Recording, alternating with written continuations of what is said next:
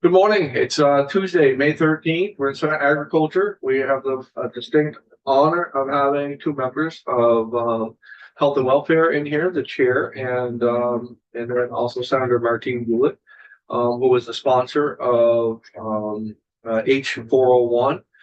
We had done second reading on the floor. There's some questions that was raised in conversations with the chair, Ms. Ginny Lyons.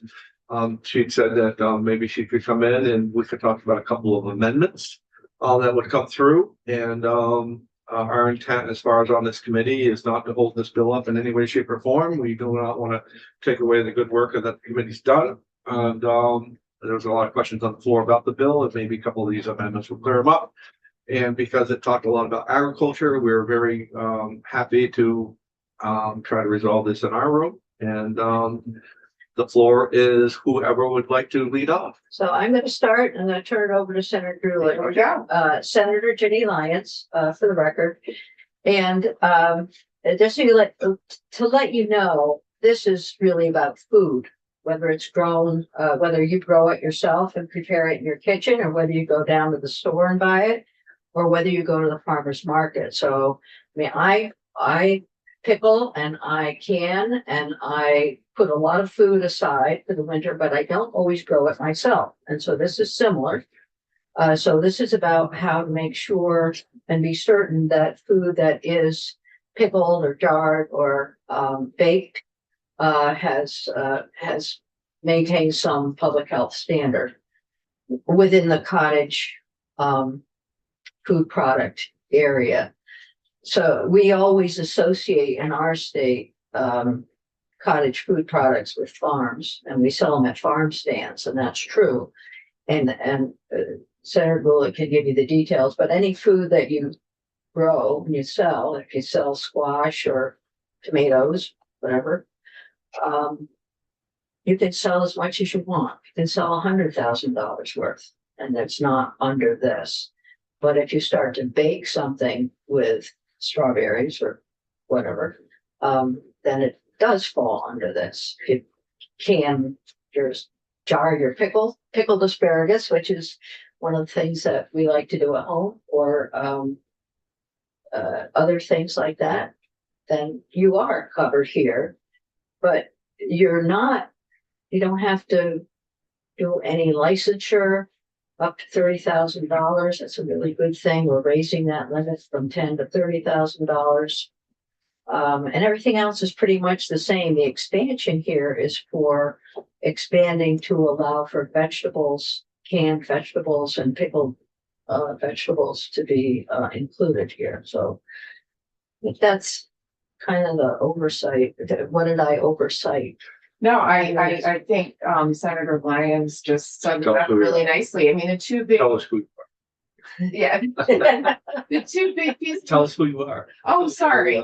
Yeah, Senator Martine Goulet from Chittenden Central, coming in hot off the interstate. Good morning, everybody. It's not snowy out. Yeah, I think Senator Lyons summed it up really, really well. There's basically two things that this bill does, which is raise the thresholds. We're actually kind of easing restrictions, if you will, from 10,000 to 30,000, and for these cottage food operations, and really for bakeries from 6,500. That is, yeah. So, and then adding a new definition around cottage food operations. So I guess my question for you is, what is your question? What's that issue for all of you? Well, just we hadn't seen the bill, and then in a quick conversation with, and as far as the bakery stuff, we actually had the bakers in here, and we were, very interested in seeing some of that threshold. But I think in quick conversation, and maybe the chairs decided that she's happy with the bill, that maybe there was an amendment or two that could go in there. Are you fine with the way that it is? My biggest thing is that my biggest thing is that we didn't see the bill, but I was fine with that as far as on the floor. But then when when your leader stands up and says that maybe it ought to come here, I want to be respectful to the Democrats in our committee as well. I mean, that's who said that maybe we ought to take a peek at it real fast. And so that's why we're here. So I don't know that we have any great concerns with the bill. I'll let the committee speak up. After looking at it, I don't, I'm fine with it. And I think it's pretty straightforward. In its current form, so. Awesome. There was two questions that were asked on the floor that I will present to the floor today. One was just our recipes, our family recipes, protected. And the Department of Health wrote me back and said, absolutely, they are not in the practice of sharing business information.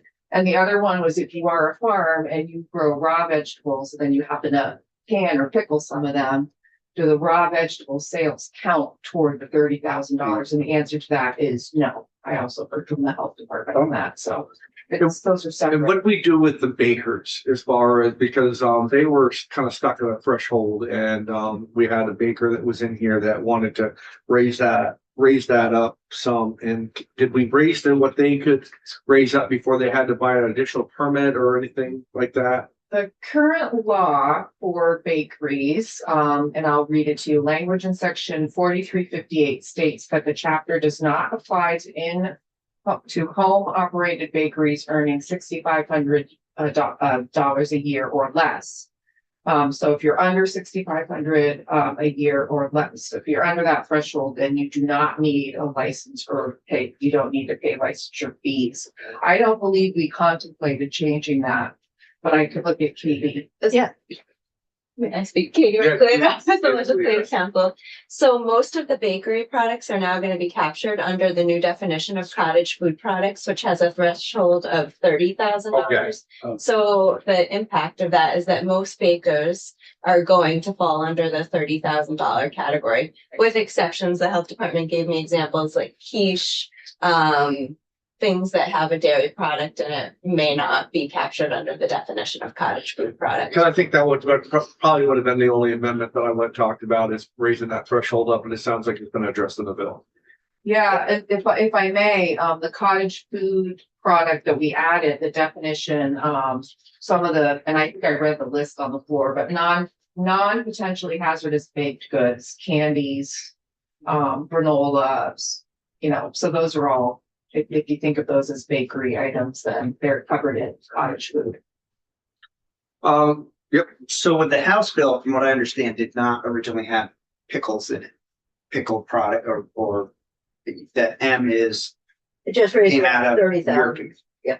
Came out of your committee to add the pickles and that. And why is that? Just so that they were protected or people were protected? So you could sell your pickled asparagus and corn relish up to $30,000. So you can include that. So that's an added on. It wasn't in. So that. that's why you Yeah. added on, so they Oh, yeah. could sell up to 30,000. Yes. And that's where you have the recipes and make sure it's acidified enough that it doesn't grow bacteria. You add a little vinegar, it probably doesn't. And that's what you have to prove to the state when you when you send in your recipe. They're kind of trying to understand, or you follow, which was the other question. Hey, why do you have to follow Yeah.